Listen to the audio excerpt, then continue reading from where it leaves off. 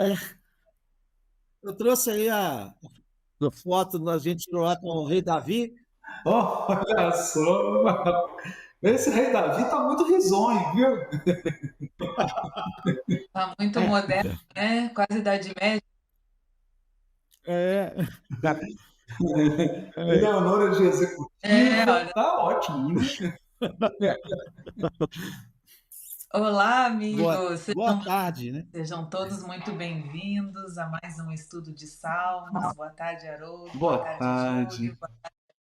Sexta-feira, dia 30 de maio, a gente está gravando à tarde, às 15 horas, 15h08, né, para a edição e a gente disponibilizar. Mas muito feliz desse reencontro, né? Está sendo muito gostoso acompanhar o pessoal que está seguindo Salmos e agora também seguindo o estudo do Brasil, Coração do Mundo. Daí eles juntam tudo no pacote só, né?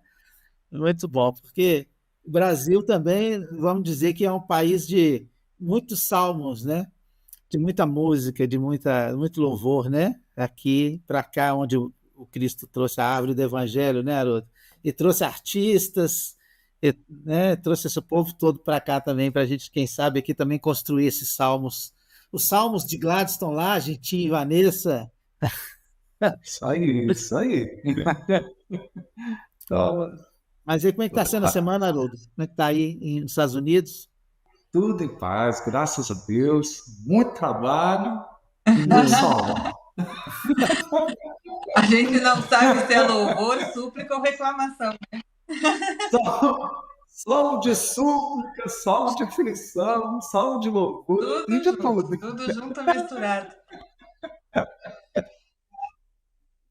Transição planetária na veia, né? Isso mesmo. E hoje Mas diga, nós vamos Leonor. dar início ao Salmo 9, né? O Salmo 9 tem algumas as curiosidades. Alguns autores falam que o Salmo 9 e 10 podem ser lidos juntos. A gente tem umas referências aqui do livro que o Haroldo nos indicou, né? Do Schouck, que fala que esses textos são textos bem antigos e mal conservados, né? Ele fala que o problema mais grave que nos propõe esse salmo é a má conservação do texto. Então, são textos que foram reunidos mais tarde, né? E o Salmo, o 9 e o 10, tem louvor, tem ação de graças e tem súplica também. Tudo junto e misturado, como o Haroldo falou, né? E hoje a gente vai começar a conhecê-lo.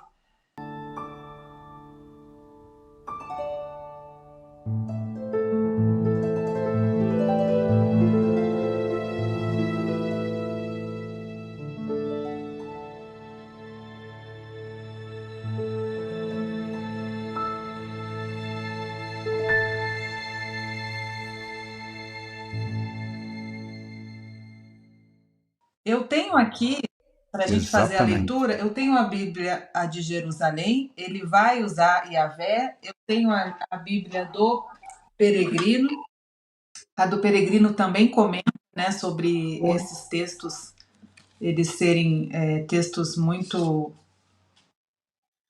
pouco conservados, assim, né? Mas a do Peregrino, ele fala mais em Senhor, ele não vai falar em Yahvé. Eu acho que eu vou ler hoje a tradução dele, tá, Haroldo? A tradução dele é uma tradução mais prefere livre, a viu, de Leonor? Jerusalém, então. Que a tradução do Alonso Schickel é uma tradução que está mirando o leitor para que fique bem simples do leitor entender. A tradução da Bíblia de Jerusalém, a preocupação dela é com a fidelidade ao texto. Então, são focos diferentes, né? Mas eu acho que numa primeira leitura, compensa ler a de Jerusalém. E só depois ler a Bíblia do Peregrino, que é uma versão simplificada, né? Essa questão de Yahvé, Senhor, toda vez que aparecer Yahvé no Velho Testamento, nós estamos falando das 4 consoantes do nome de Deus que não se pronuncia. Então, quando não se pronuncia, os textos, geralmente, alguns textos vocalizam as consoantes. E aí coloca Jeová, Yahvé, mas isso não existe. Vocês estão traduzindo, isso não existe. O hebreu não pronuncia essas 4 consoantes. Por isso que nas traduções hebraicas do Velho Testamento, onde tem o nome, as 4 consoantes, eles colocam Adonai, que é meu Senhor. Meu Senhor. Então é isso. Né? Então, Yahvé pode saber que são as 4 consoantes, não se pronuncia e é preferível chamar meu Senhor. Então vamos lá. Então, Bíblia de Jerusalém, para o pessoal acompanhar, Salmo 9, Deus abate os ímpios e salva os humildes. Do mestre de canto, para oboé e harpa, Salmo de Davi. Eu te celebro, Yahvé, de todo o coração. Enumero todas as tuas maravilhas. Eu me alegro e exulto em ti, e toco teu nome, ó Altíssimo. Meus inimigos voltam atrás, tropeçam e somem a tua presença, pois defendeste minha causa e direito. Sentaste em teu trono como justo juiz. Ameaçações, destruíste o ímpio, para todo sempre apagaste o seu nome. O inimigo acabou para sempre em ruínas. Sua lembrança sumiu. Eis que Yahvé sentou-se para sempre para o julgamento, firmou o seu trono. Ele julga o mundo com justiça, governa os povos com retidão. Seja Yahvé fortaleza para o oprimido, fortaleza nos tempos de angústia. Em ti confiam os que conhecem teu nome, pois não abandonas os que te procuram, Yahvé. Tocai para Yahvé que habita em Sião. Narrai entre os povos as suas façanhas. Ele busca os assassinos, lembra-se deles. Não se esquece jamais do clamor dos pobres. Piedade, Yahvé vê minha aflição. Levanta-me das portas da morte, para que eu publique todo o seu louvor, e com tua salvação eu exulte às portas da filha de Sião. Os povos caíram na cova que fizeram, no laço que ocultaram, prenderam o pé. Yahvé se manifestou fazendo justiça. Apanhou o ímpio em sua armadilha. Que os ímpios voltem ao Sheol, e os povos todos que esqueçam a Deus. Pois o indigente não será esquecido para sempre. A esperança dos pobres jamais se frustrará.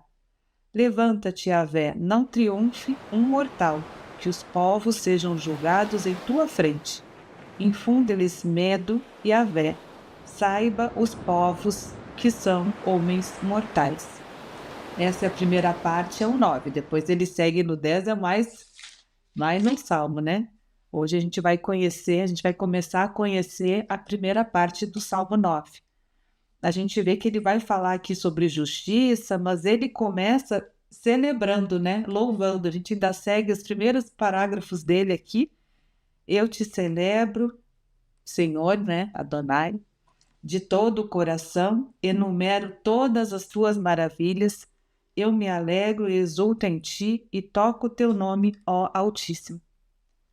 A gente vê que o salmista, né, começa esse primeiro momento, a exemplo do Salmo 8, reconhecendo todas as maravilhas e enumerando, né, todas as maravilhas de Deus em sua vida. É porque é o seguinte, Leandro, geralmente, quando a gente vai assistir um filme de julgamento, de tribunal, né? Lembra aqueles filmes que tem julgamento? Qual que é o roteiro? Você começa no início do filme, é o início do julgamento. O final do filme é o final do julgamento. Então, ou quando a pessoa é condenada, ou quando ela é absolvida, né? Dependendo do drama, o filme termina com o anúncio do julgamento. Aqui é o contrário. Aqui ele começa pelo fim do julgamento. Então, é como se o início do filme fosse o resultado do julgamento. Qual é o resultado do julgamento? Os injustos, os ímpios foram condenados e os oprimidos aflitos, os humildes, os injustiçados foram acolhidos, foram recebidos pela justiça divina. Então, por isso que ele está exultando. Então, você imagina assim, uma comemoração no final do julgamento, porque o ímpio foi condenado, e aí ele volta a história contando por que eles foram condenados. Então, essa é a sequência aqui, né? É como se a gente começasse a assistir do final para o início. Interessante, né? Nossa, interessante mesmo. E aí é por isso que a gente tem essa dinâmica de louvor e tudo, né? Agora, esse salmo, né, Leonor e Ju, ela coloca um desafio para a gente. Quando Emmanuel, lá no livro Coletânea do Além, dita uma mensagem chamada O Velho e o Novo Testamento, essa mensagem é brilhante, é do Emmanuel. O Emmanuel diz assim: o Velho Testamento representa os filhos batendo à porta da casa divina. O Novo Testamento é a resposta de Deus aos homens. Então, é importante a gente entender isso. Porque o que o salmista está suplicando aqui? Vingança. Vingança. Ele está suplicando que o inimigo seja estraçalhado, né? Que o inimigo seja arrebentado. Que ele vá para o Sheol, que é o mundo dos mortos, de onde não se volta, né? Que eles percam tudo, né? Que eles conheçam a morte, a destruição, né? O problema é que, quando o céu respondeu, a resposta de Deus a essa súplica foi Jesus dizendo: amai os vossos inimigos. Ninguém esperava essa resposta. A súplica a gente entende, porque esse aqui é o padrão ainda da humanidade terrena, é o padrão com que a humanidade terrena lida com a injustiça. Toda vez que existe um crime, alguma coisa chocante, a mentalidade coletiva quer vingança, quer o lixamento público. Mas a justiça divina responde como? Responde totalmente em desacordo com as expectativas. Porque aqui fala: o inimigo acabou para sempre em ruínas, arrasaste as cidades, sua lembrança sumiu.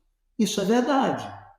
E a lei de destruição, ela renova civilizações, ela renova povos. Isso é verdade. Mas não significa que eles serão arrasados.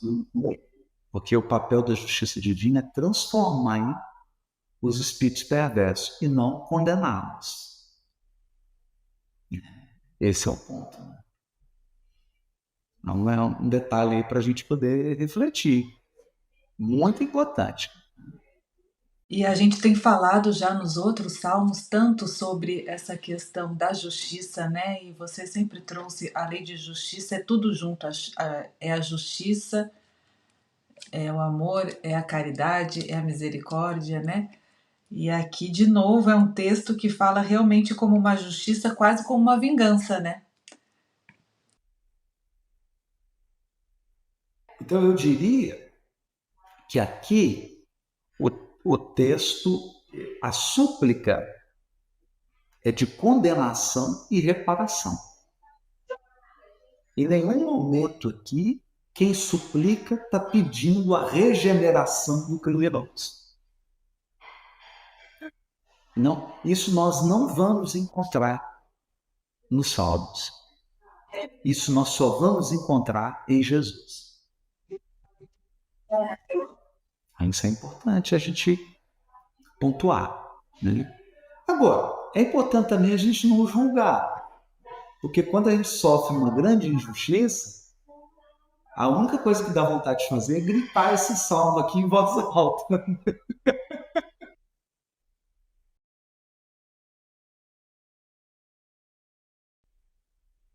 É verdade, né, Haroldo? Eu acho que é muito legal a gente entender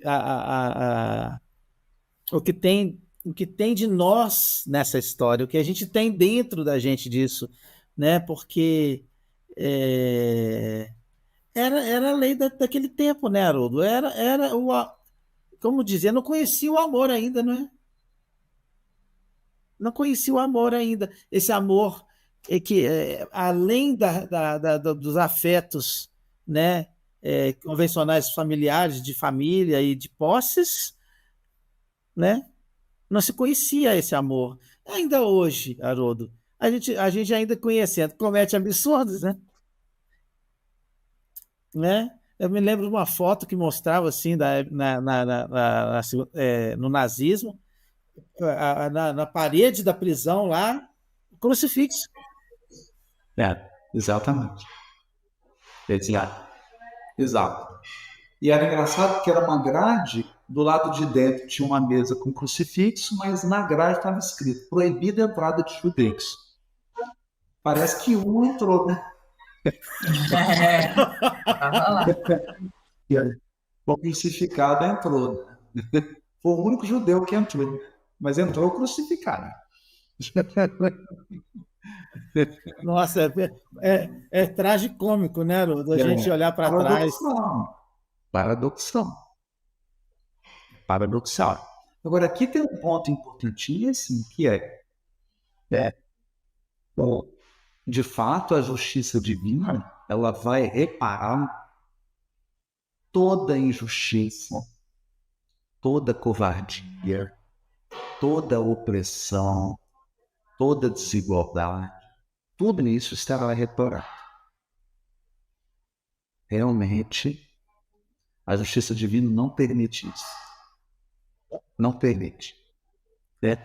Ele não permite nenhuma injustiça cometida nem dentro de casa, nem nos lugares mais ocultos. Toda injustiça será reparada. Toda. Agora, a reparação não é como eu quero, né? Não é da maneira que eu quero. Como se eu falasse para Deus: vem cá, vou te falar como é que você tem que fazer. No meu caso, você tem que agir dessa maneira.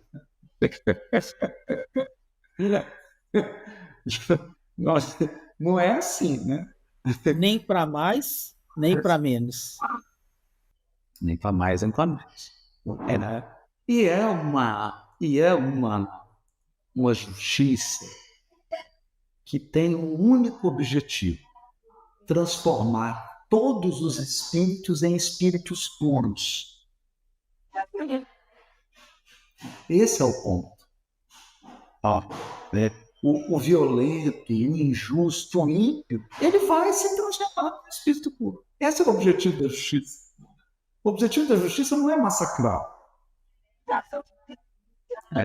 Agora, se for necessário uma alta dose de dor para que ele possa ser purificado, essa alta dose de dor vai ser usada? Vai. Mas não é para massacrar, é para purificá-lo. Purificá-lo. Então são outros objetivos, né? São outros objetivos, né? São outros objetivos. Haroldo, e como é que eu vou atravessar essa rua? Como é que a gente, quando não aceita essa fala que você está trazendo agora, de entender essa dor, né, provocando nossa purificação, como é que a gente pode trabalhar isso, essa aceitação? Como é que a gente vai louvar a Deus apesar de toda a tragédia que a gente às vezes constata, às vezes na nossa vida, que a gente julga que, que são injustiças, né? E tal. Como é que, às vezes, né, eu vou falar assim, estou fazendo essa pergunta, é para um amigo meu. Eu não merecia estar passando por isso, né? Olha assim. Ô, Júlio, eu acho, pensando, eu vou me basear aqui numa história da senhora Laura, lá do nosso lar, e do marido dela, né? O pai do Lísias, acho que é Gilberto, o nome dele, que é dado lá no livro. Eu acredito que a providência divina prefere nos ver revoltados com as expiações e provas que fazem parte da nossa vida, do que a gente ter acesso à informação e, por conta do acesso à informação, abaixar a cabeça para nunca mais levantar. Então, vou dar um exemplo. O Haroldo está revoltado, está xingando, o que está acontecendo isso comigo? Isso é um absurdo. Quem está dirigindo o nosso processo evolutivo sabe. E aí eles têm que tomar uma decisão. Assim, a gente conta para ele. Por quê? Não conta. Mas ele está revoltado lá. É melhor ele revoltado do que ele deprimido. Porque se eu contar para ele tudo o que ele fez, se eu abrir toda a história, do jeito que ele é rígido, ele não levanta mais a cabeça. Ele não vai se perdoar. E aí ele vai mergulhar numa depressão, num desespero, ele vai perder completamente a autoestima. Então deixa ele revoltado, tá tudo bem, tá de boa. Deixa ele berrado, tá xingando, tá ótimo. Porque pelo menos ele está indo para frente, né? E está andando, e está em pé, está trabalhando. E pelo menos está ativo, né? É melhor você estar errado, mas tá gritando, tá com energia, do que você tá certo de cabeça baixa. E paralisado. Sem coragem de olhar nos olhos das pessoas. Sem coragem de olhar nos olhos das pessoas. Né? Então imagina você de repente acordar e quando você for beijar o seu filho, você lembrar que você assassinou ele. Aí você vai encontrar um amigo, você lembrar que tanto de maldade que você fez com aquele amigo que está caminhando com você agora. É um tamanho constrangimento que você chega uma hora e você não quer levantar da cama.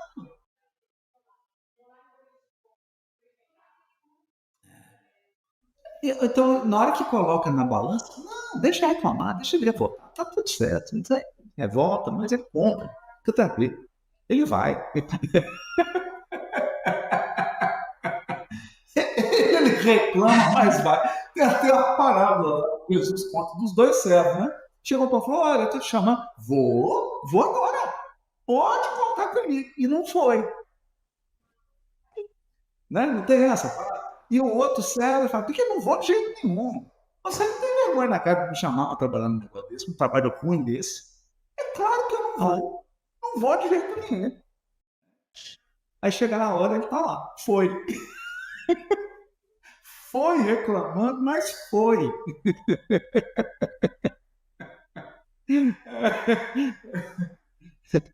É melhor. É melhor. Jesus foi sutil. Reclama, mas vai. Geralmente a reclamação, o questionamento, ele ele provoca reflexão, né, Haroldo? Ele é um comprometimento, né? É um comprometimento que se faz, né? Que realmente a gente não vai dar saltos, né, Haroldo? Acho que uma vez que me vem é isso, olha, ok, a gente precisa entender esse Deus Pai, né? Compreender esse Deus Pai amoroso, mesmo quando não parece, mas ninguém vai dar saltos, né, Haroldo? Ninguém vai sair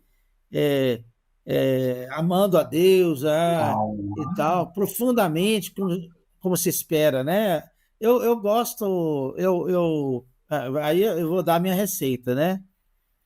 e eu acho bonito nos Salmos também, que é a valorização, eles começam com essa valorização, com esse reconhecimento a Deus e tal. Eu acho que uma maneira de nós acalmarmos é a gente olhar a natureza, é a cartilha da natureza.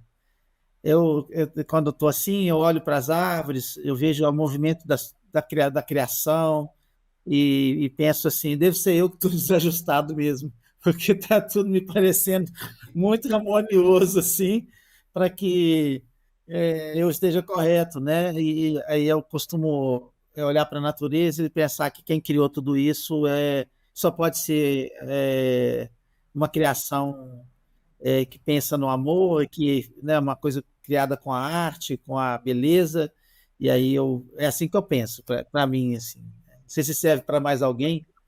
E tem uma coisa, Júlio, esse exemplo da natureza, tem uma mensagem do Emmanuel que é tão bonita, que ele fala assim: chega a tempestade e desfaz a casa dos pássaros, dos ninhos, derruba as árvores e espalha destruição por todo o campo. No dia seguinte, ao raiar do sol, lá estão as aves recompondo seus ninhos, as árvores brotando, e daí um tempo tudo é verdor, tudo são flores, as aves reconstruídas. Somente o homem mantém a carantonha do pessimismo, do desespero e da revolta. Então é meio isso, né?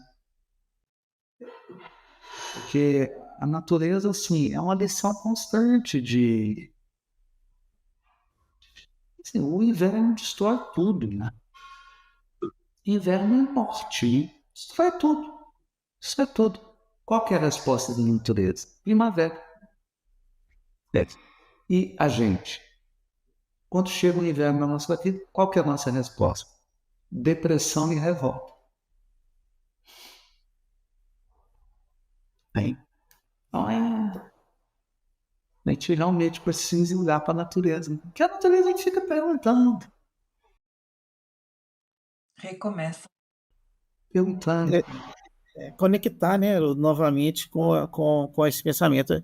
É que a gente, lógico, né, a gente já aprendeu que com o desafio do livre-arbítrio e desse pensamento contínuo, né, de tudo isso que a gente ganha com a evolução, parece que a gente tem que passar por esse cipoal da, da dúvida, né, do conflito, para o aprendizado. Eu acho que é importante a gente sempre lembrar disso, né?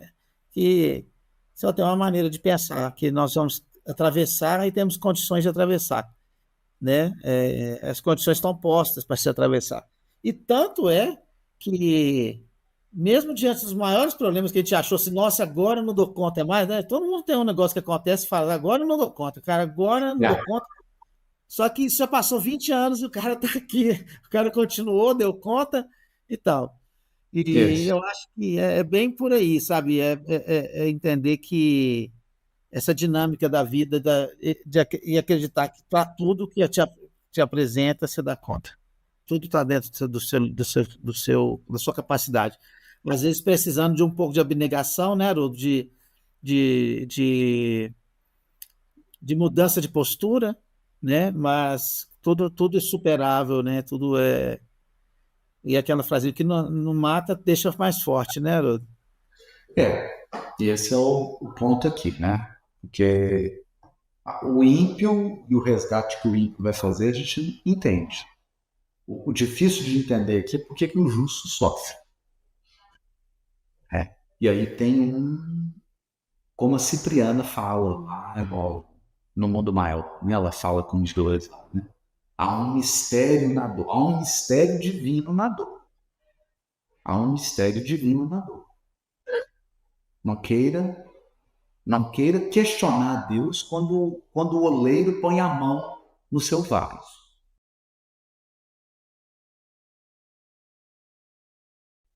E eu falo isso por quê? Porque às vezes eu acho que a gente fica com uma visão um pouquinho ingênua. Eu tenho aqui a Tiffany, por exemplo. Ela teve um probleminha aqui, tá? De um rompimento de tendão. E ela tem a patinha um tendão rompido. porque vou fazer uma cirurgia, não compensa, não compensa, não compensa. Então, fica aqui. Aí tu fala o que ela fez na outra vida? Não fez nada. Não tem isso, né? Ela está resgatando um carro canino. Não tem carne canino. Né? Existe um conjunto de vicissitudes da vida corporal que a gente tem que passar por isso. Agora, e essas vicissitudes representam as mãos do oleiro moldando a gente. O que esse oleiro está fazendo, o resultado que ele quer obter, está fora da nossa compreensão. Está completamente fora da nossa compreensão. Porque vaso é vaso, oleiro é oleiro. Né? O violão não ensina o violonista a compor. Uma coisa é o violão, outra coisa é o violonista. Esse é um ponto importante, né, que a gente tem que compreender. Né? As situações que os justos são colocados, né? Situações de resgate, muitas vezes, mas situações também de dor, evolução. Dor, evolução. Dor, evolução. Né? Porque nem tudo é karma, né? Nem tudo é karma. Nem tudo é karma. Então a pessoa às vezes chega e fala assim, nossa, a minha mãe desencarnou. Olha, quantos anos sua mãe tinha? 93. Eu acho que é algum karma meu. Eu falo, meu amigo. Eu tá de brincadeira, né? A partir do momento que você encarnou, a expectativa é que quem encarnou antes de você vai desencarnar antes, né? A expectativa, isso é uma vicissitude da vida corporal. Faz parte da experiência de estar encarnado perder pessoas que vão desencarnar. E a gente coloca tudo na conta do débito, do resgate. Não é bem assim. Não é bem assim. Não é bem assim. Tem experiências que são foram mesmo. São a Agora, o que eu acho interessante é que aqui ainda tem uma ilusão de que Deus só se manifesta na vitória. Porque nesse salmo aqui, ele não compreendeu ainda que Deus se manifesta no processo. Então, muitas vezes, nós só vamos estreitar nossa relação com Deus passando pelo processo de sofrimento. Não será na vitória. A vitória ensina muito pouco. A vitória tem lições boas, mas são poucas. A nossa grande experiência de Deus é no processo da dor. Porque aí a gente busca Ele, aí a gente realmente quer se emocionar com Ele, e aí Ele se manifesta de uma maneira única. Interessante, né? E aí precisa do processo para aprofundar a relação com Deus. Essa é a ideia, né? Tem um trechinho aqui no Salmo, Leonor, vê se você consegue resgatar, que ele vai falar disso, né? Que do ver minha aflição, levanta-me das portas da morte, para que eu proclame os teus louvores, e com tua salvação eu exulte as portas da filha de Sião. Olha isso. Quer dizer, né? Olha, me livra desse processo doloroso, porque eu sei que eu terei uma compreensão de ti maior depois que eu passar por esse processo. É um salmo que, num primeiro momento, ele nos causa essa estranheza, porque, de novo, o salmista quer acabar com os antagonistas dele, né? Ele quer, assim, que o mal ele seja destruído. Sempre. Ele não quer termina com tudo. Aí o Haroldo vem e diz assim, mas será que hoje em dia a gente também não é meio assim, né? Quando a gente vê esses crimes, né? Quando assassinatos e tudo, aí a televisão fica lá mostrando, a gente quer justiça, né? Aí os pais eles vão lá e querem essa justiça de quase extermínio de quem errou. Aí o Haroldo vem e fala o Novo Testamento que Jesus nos ensina a amar os inimigos, a perdoar. Então, assim, é É, uma caminhada, né? Porque se a gente vê hoje ainda, esse salmo parece tão Antigo Testamento, mas a gente vê hoje acontecendo em nossas vidas, né? A gente acha ruim enquanto está tudo bem aqui conosco. Mas se acontece uma grande tragédia, né? O nosso filho é assassinado, que justiça que Isso. nós vamos querer? Essa justiça que extermina quem cometeu o mal, ou a gente vai querer que ele se harmonize com a lei, que ele se recupere e se regenere, né? Eu acho que é um aprendizado realmente para todos nós, né? Ele E onde, Leonor, não está precisando nem muito para as pessoas caírem nesse padrão aqui de ódio ao inimigo. Basta você estar dirigindo no trânsito aí, passar um motoqueiro e chutar seu retrovisor. Você vai começar a gritar esse salmo aqui, ó. E as redes sociais, a gente estava vendo, né? Alguém que já pensa um pouquinho diferente também já é inimigo, já tem que encerrar com as redes, né? Então a gente está vendo tudo muito inflamado nesse sentido de extermínio a quem eu considero, né, diferente de mim, o meu inimigo. Mas eu achei muito linda o início do nosso estudo, onde a gente lembrou a fala de Emmanuel, né, sobre o Antigo Testamento e o Novo Testamento, que o Novo Testamento vem com essa resposta, vem com um Isso. novo padrão. Exatamente, porque aqui nós estamos estudando as súplicas. É sempre bom lembrar. Salmo não são as respostas de Deus, são as As súplicas. perguntas do homem, né? As respostas não estão aqui. As respostas estão em Jesus.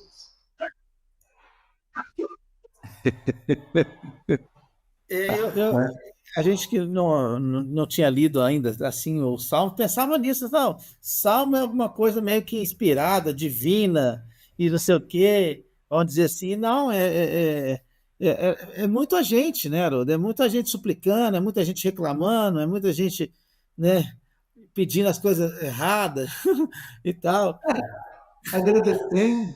agradecendo. E legal, né? Porque aí eu vou puxar a sardinha, né? Tudo com arte, né? A questão. E a gente É, fazendo isso com a arte. Feliz de estar fazendo, né? Vamos dizer assim, né? sim. E, e é muito bacana isso daí. Agora, Haroldo, não sei se eu vou fugir do tema. Aí falou de Sião. O que é especificamente, o que significa ele falar que é de Sião? Essa parte que fala de Aqui, Deus. aqui é só um símbolo. Sião representa Jerusalém. É o Monte Sião, onde um dos montes de Jerusalém, onde está o templo de Jerusalém. Então você, ao invés de ficar falando toda hora Jerusalém, e Jerusalém representa o povo hebreu, representa o povo escolhido, você fala Sião, que fica mais fácil. É um artifício da língua hebraica. Mas a gente usa muito isso também, né? A, a gente fala assim, corrupção em Brasília, aí, querendo se referir à política. A gente usa o nome Brasília como se Brasília fosse só, né? Todo mundo em Brasília fosse político, né? Não é E, bem assim. e ele usa também a nações, Haroldo. Nações tem só um significado, tem vários. Tem... Nação é todo mundo que não é judeu. São gentios. As nações são gentios. Né? Todo mundo que não é o povo hebreu. E que na visão deles está bem abaixo. Entendi. Quando ele fala o inimigo, É, o o inimigo. inimigo, aquele que causou mal a gente, né? Que na nossa visão nos causou injustiça, nos provocou um mal, né? Algum prejuízo. Né? Esse é o Os que têm que inimigo. ser exterminados da face da terra. É,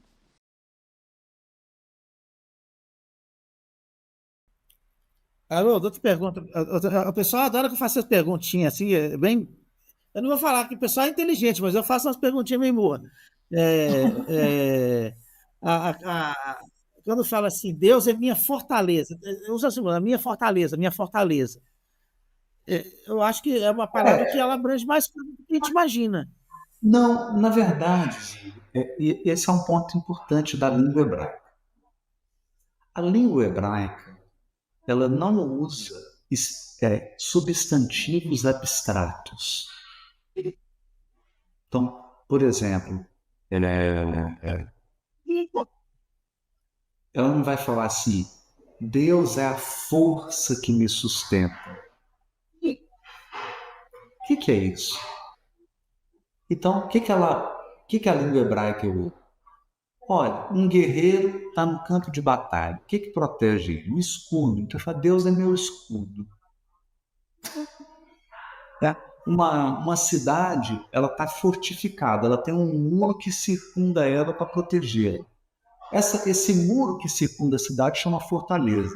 Então eu falo assim, Deus é a minha fortaleza. Proteção, né? Ele é um muro que circunda em 360 graus. O hebraico não usa abstração, é tudo concreto. Deus é um lema, né? Deus é a gordura dos meus dentes, é o meu escudo, é a minha fortaleza, é uma cabra dando leite. Uma cabra dando leite, cara. Sabe, eu falo assim, a providência divina que sustenta meus passos, isso é coisa do Espírito. O autor bíblico ele fala, Deus é minha cabra e me dá leite todo dia. É minha capa, é minha. É minha Né? capa, é meu cajado, a minha sandália.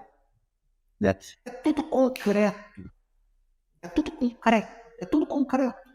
É a vida do camponês. É tudo que está ali na vida do camponês. Tudo concreto. Muito bom. Tudo concreto. Muito bom. Então, Leonora, Presente. tá com cara de quem vai perguntar. Não, aqui no fim ele fala assim, né? Levante-se, Yahvé, não triunfe um mortal, que os povos sejam julgados em tua frente, infunda-lhes medo, Yahvé, saibam os povos que são homens mortais. Eu fiquei pensando aqui nesse sentido, a questão de que quando o homem ele se acha mais do que Deus, né? Então aqui ele vai dizendo que os homens passam no sentido das nações mesmo, quando ele falou ali que as cidades elas são destruídas e reconstruídas, né? Que as gerações elas passam, mas que Deus é o criador mesmo, é de tudo, né? Fiquei pensando que sentido que ele ficou dando que o homem ele não triunfa sobre Deus, né? não, é mais do que isso, meu amor. É que não importa o poder que você tenha na terra, um dia chega o seu velório. É isso. É bem objetivo. Não importa o poder que você tenha, esse poder cessa no seu velório. E aí você vai entender o que é ser mortal. É esse o ponto. Essa é a mensagem aqui. Só tem um eterno, que é Deus. Nós somos mortais. E a gente não se dá conta disso. E Jesus vai fazer várias vezes essa referência. Ele fala assim, escuta, você está juntando tanta coisa no celeiro, tanta coisa você está acumulando. Hoje mesmo vão pedir sua alma. E o que você está juntando, tanto, para quem será? Né? É tanto poder. E não, no seu velório você não vai poder usar isso. Você não vai, esse poder não vai te ajudar nem a movimentar um dedo. Né? Eu tenho uma piada que diz assim, né? Perguntar para a pessoa assim, o que você gostaria que tivesse na coroa de flores do dia do seu velório? Qual mensagem você gostaria que tivesse? Aí a pessoa fala, a mensagem que eu gostaria é assim, olha, ele está mexendo.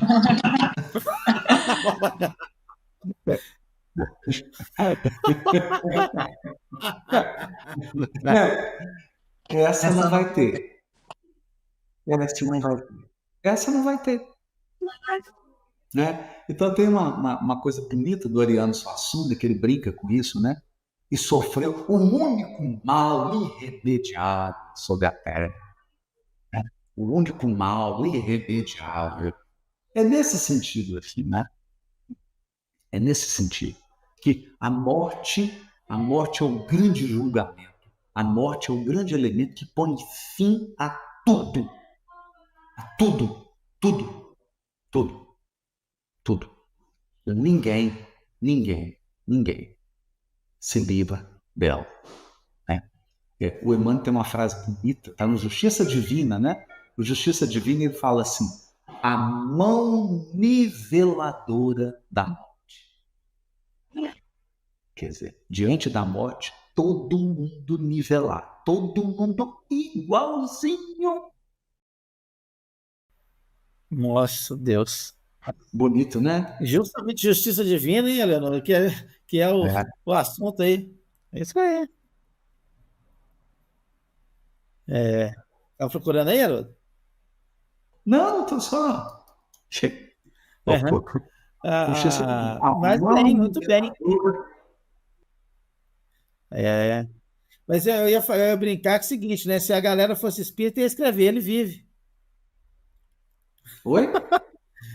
Na coroa de flores lá, o espírita coloca, ele vive. Ele, A morte é, não mas existe. só que o que acontece, Júlio? E essa é uma coisa bonita. Essa é uma coisa bonita. Porque, assim, no dia do meu velório, o Haroldo acabou. Porque isso é uma coisa que as pessoas não compreendem. Né? Compreendi Porque bem nos últimos anos. lá no mundo espiritual, eu não vou continuar sendo o que eu sou aqui. Acabou. Então, a família, o cargo, a atividade, acabou. Acabou. Então não adianta eu chegar lá e falar: oi, gente, eu sou o Haroldo e eu queria saber qual que é a minha agenda de palestra aqui no mundo espiritual. Eles vão chegar assim: ô, meu filho, aqui você não é palestrante. Você está procurando um trabalho? Tem umas plantinhas. Você quer colaborar? Eu queria trabalhar. Então vamos avaliar qual que é a sua condição de espiritual e emocional para ver onde que a gente te encaixa aqui. Acabou. Acabou. Ah, mas você não está entendendo. Eu sou um bilionário. Ô, meu querido, aqui não. Aqui você não tem um centavo.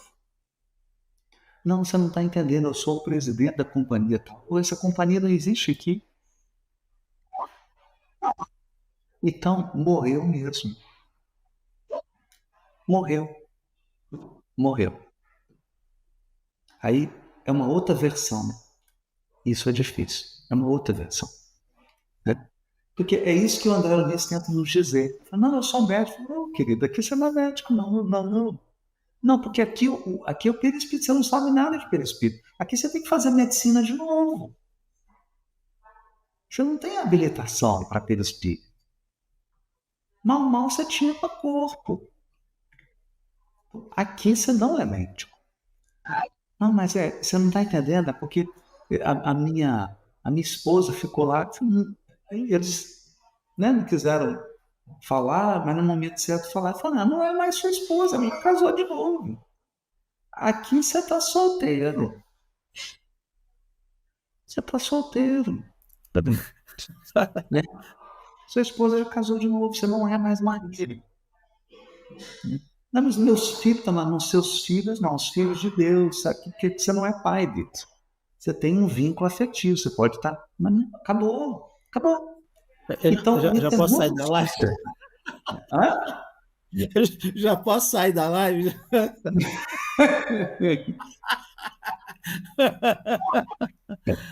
Ah, Jesus. É, também, né, Júlio, assim, a oportunidade que a gente tem também de renovar sonhos, de fazer aquilo que não foi possível ser feito, aquilo que a encarnação não deixou, as amarras, as conjunturas. Então, é um pouco de liberdade também. para o espírito que quer seguir adiante, que quer renovar-se, né? Renovar-se. Renovar-se.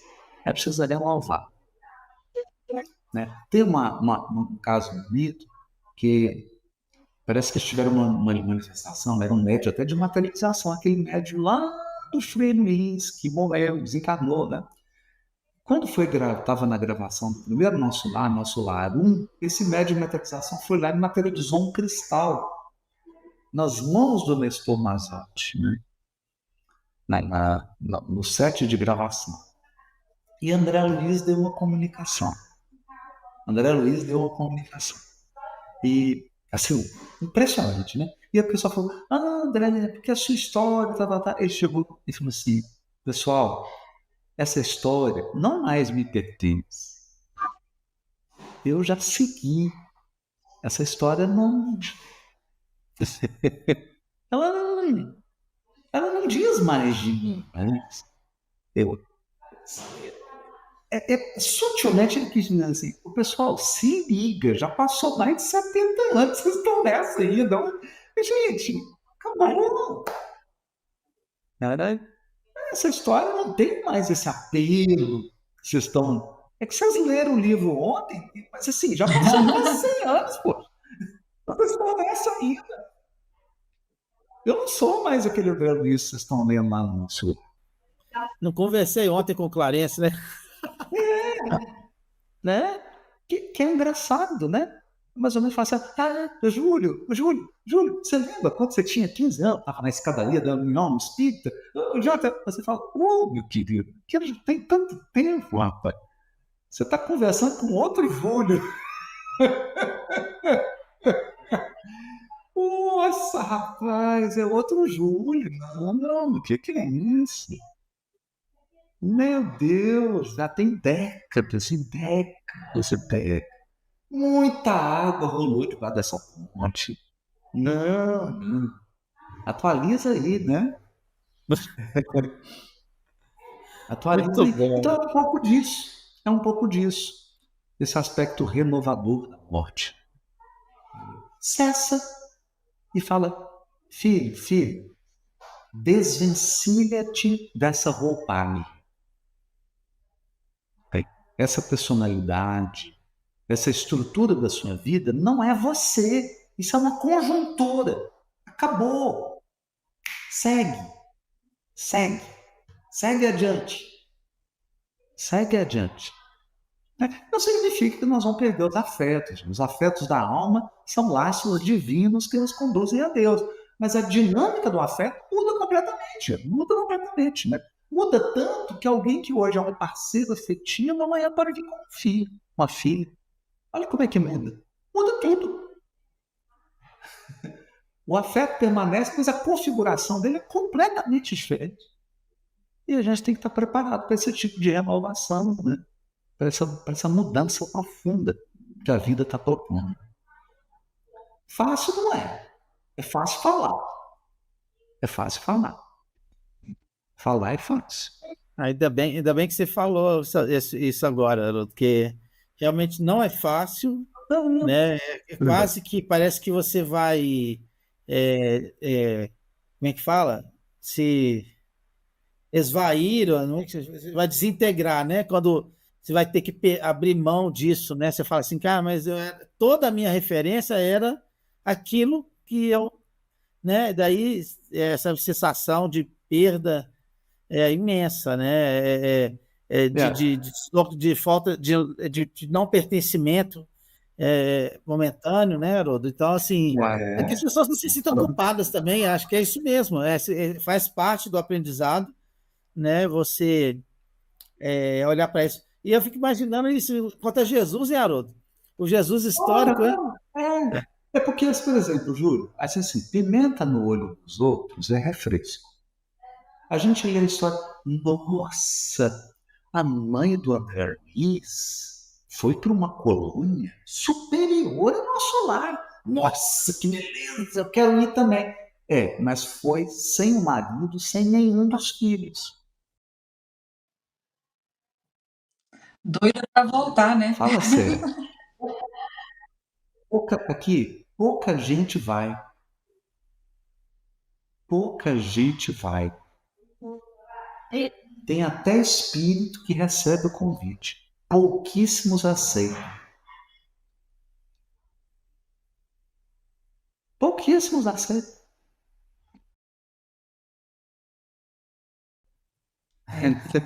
Né?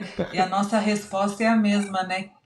Que para esse inverno, a resposta é a primavera, né? Então é o renovar-se, é o voltar a construir. Renovar. Renovar. Tem que renovar. Renovar. Isso aqui. Muito bem. Demos 56 Olá, minutos de som. Muito bom. Adoramos conhecer, né, esse Salmo É, 9. Semana que vem já vamos para o Salmo 10 para a gente completar essa dobradinha de Salmo 9 e 10. Acho que foi muito bom. Foi muito bom o estudo de hoje. Foi Agradecemos, ótimo. Haroldo, agradecemos, Júlio, agradecemos a todos os amigos que estão conosco. E é isso, um ótimo final de semana. Até a semana que vem. Bom, Nós todos. com Um Deus. abraço. Um Com abraço Deus. forte.